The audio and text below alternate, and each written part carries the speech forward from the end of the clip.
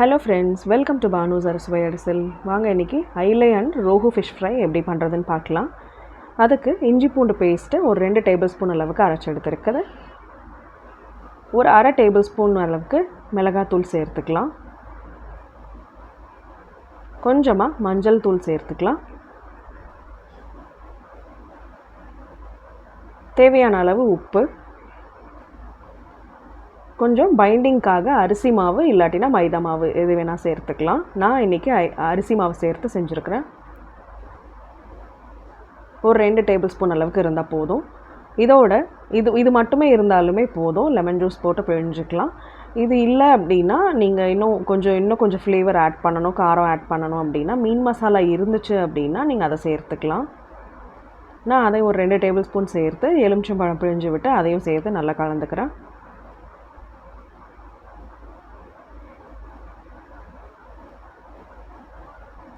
இப்போ இதை லைட்டாக அந்த தண்ணியிலேயே நம்ம எலுமிச்சம்பழம் பிழிஞ்சு விட்ட தண்ணியிலேயே நம்ம கலந்து விட்டுட்டு ஒரு 2 டேபிள் ஸ்பூன் ஆயில் ஊற்றிக்கலாம்.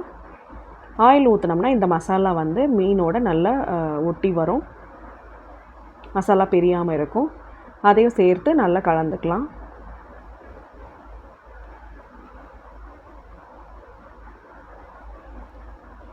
இப்போது இந்த கலந்த மசாலாவை நம்ம எடுத்து வச்சுருக்கிற ஐல மீன்லேயும் ரோஹு மீன்லேயும் நம்ம இதில் தடவி ஒரு 3 to 4 மணி நேரம் ஃப்ரீசரில் வச்சிடலாம். நீங்கள் ஃப்ரீசரில் வைக்கும்போது உங்களுக்கு அந்த மசாலாலாம் நல்லா ஒட்டி நல்லா வறுத்து எடுக்கிறதுக்கு சரியாக இருக்கும். பாருங்கள், இந்த மாதிரி மீன் மசாலாவை எல்லா மீன்லேயும் தடவி எடுத்து வச்சுக்கலாம்.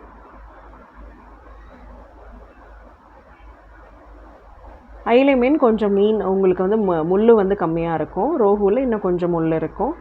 ஸோ நாங்கள் இன்றைக்கி 2 விதமான மீனும் ட்ரை பண்ணியிருக்கிறோம். பாருங்கள், இந்த அளவுக்கு மசாலாலாம் போட்டு தடவி எடுத்து வச்சாச்சு. இப்போது அடுத்து இருக்கிற செட் ஆஃப் மீனுக்கெல்லாமும் மசாலா தடவி எடுத்து வச்சிடலாம்.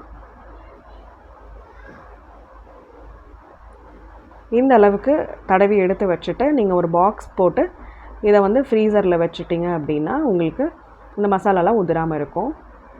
இப்போது நாங்கள் விறகு அடுப்பில் இன்றைக்கி நான் ட்ரை பண்ணியிருக்கிறேன். அந்த விறகு அடுப்பில் தோசைக்கல் வச்சு ஒரு 4 டேபிள் ஸ்பூன் அளவுக்கு எண்ணெய் ஊற்றிக்கலாம். மசாலா தடவி இருக்கிற மீன் துண்டுகளை எல்லாம் எடுத்து இதில் வச்சு மிதமான தீயில் நம்ம இந்த சைடு 5 நிமிஷம் அந்த சைடு 5 நிமிஷம் திருப்பி போட்டு வறுத்து எடுத்தோம்னா நம்மளுக்கு மீன் வறுவல் ரெடி ஆகிடுங்க.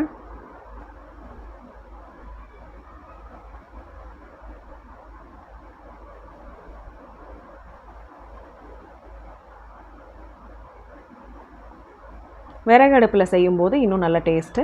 நார்மலாக நம்ம கேஸ் அடுப்புலேயே செஞ்சுக்கலாம், அது ஒன்றும் ப்ராப்ளம் இல்லை. விறகு அடுப்பு இருந்தாலும் விறகு அடுப்பில் செஞ்சுக்கலாம்.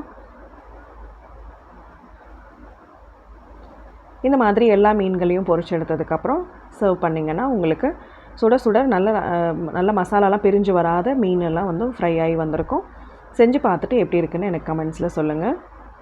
பாருங்கள், பார்க்கவே எவ்வளோ அழகாக இருக்குது மீன் ஃப்ரை. மறுபடியும் உங்களை அடுத்த வீடியோவில் சந்திக்கிறேன். தேங்க்யூ.